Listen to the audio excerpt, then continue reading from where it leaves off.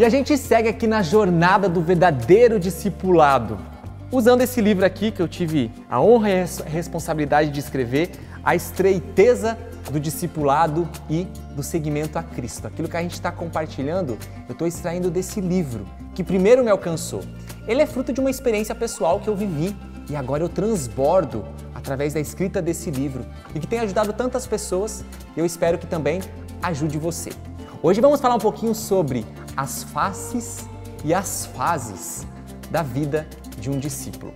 E quando eu falo de faces, eu não estou dizendo que nós temos várias faces, mas sim que, assim como um rosto é uma única face, mas tem diferentes expressões, a gente pode dizer que na vida de um discípulo, de um seguidor de Cristo, vão existir diferentes fases e existirão diferentes faces, diferentes expressões que no nosso caminho ao seguimento de Cristo vão ficar salientes, vão ficar nítidas. E é importante nós entendermos. É uma comparação bem simbólica, mas ajuda a gente a entender um pouquinho. É como fases de um jogo de videogame, né? A gente tem que passar por elas para chegar no nosso objetivo final. Assim também, comparando, as fases da vida de um discípulo vão passar por vários momentos muito importantes, mas cada um tem o seu valor, tem o seu significado, para que nós cheguemos ao nosso destino, a nossa meta, que é nos configurarmos a Cristo. Sermos verdadeiros seguidores, verdadeiros discípulos de Cristo.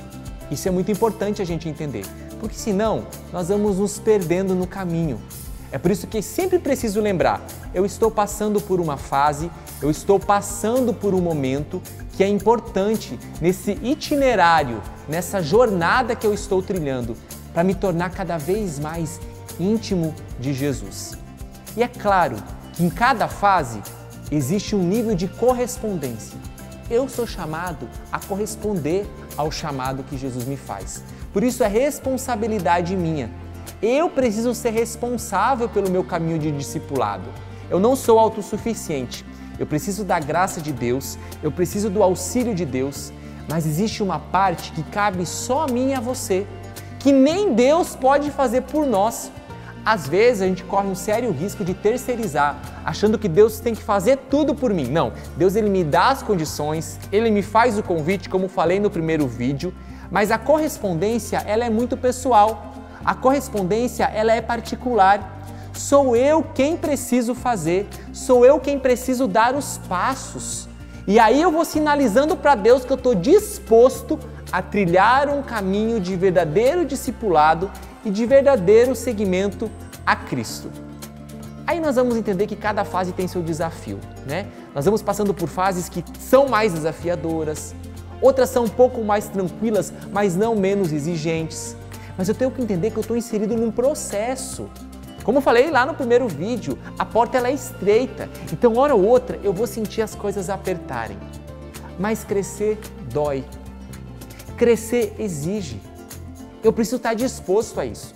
Não vai ser um mar de rosas, não vai ser tudo bonança, mas cada fase com seus desafios próprios, ela tem um ensinamento a realizar em mim. Existe um ensinamento da parte de Cristo para que eu vá me conformando. Sabe quando a gente molda algo? É preciso tirar o excesso.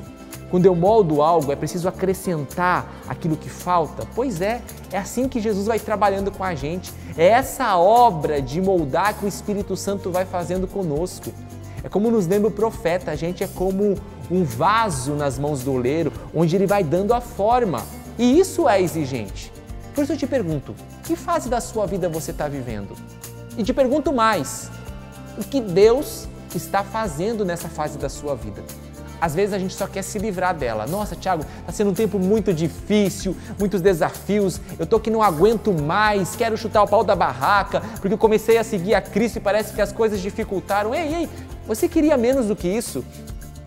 Quando nós começamos a seguir a Cristo, nós entramos em um campo de batalha espiritual, porque o inimigo de Deus não quer que nós trilhemos esse caminho de felicidade.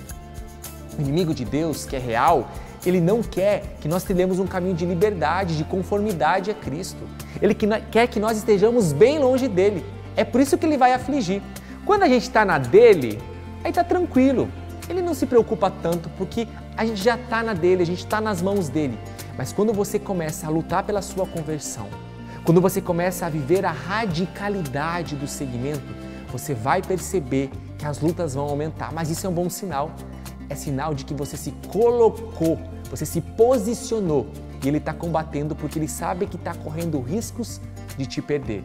E que assim seja, que ele nos perca, para que Cristo nos ganhe, para que de fato nós sigamos a Cristo. Então você vai travar sim uma batalha.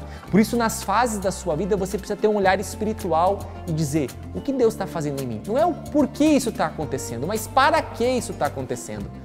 O verdadeiro discípulo de Cristo sempre tem nos seus lábios essa pergunta: para quê? O que o Senhor está me ensinando com isso? O que de bom o Senhor vai extrair de tudo isso? E se você vive a sua comunhão com Deus, o seu relacionamento estreito com Deus, você vai colher benefícios disso. Você vai crescer. Ninguém cresce sem esforço. A vida já nos mostrou em diversas oportunidades essa realidade. É preciso garra, é preciso luta, é preciso respeitar cada fase, até aquelas que você não vê muito fruto. É como quando você constrói uma casa. Quando você coloca os fundamentos, para onde o fundamento de uma casa, de uma construção vai? Para baixo da terra. Você não vê. Parece que o esforço está sendo em vão, não é mesmo? Mas sem fundamento, não tem como colocar depois a base, as paredes, o teto. É preciso colocar fundamentos.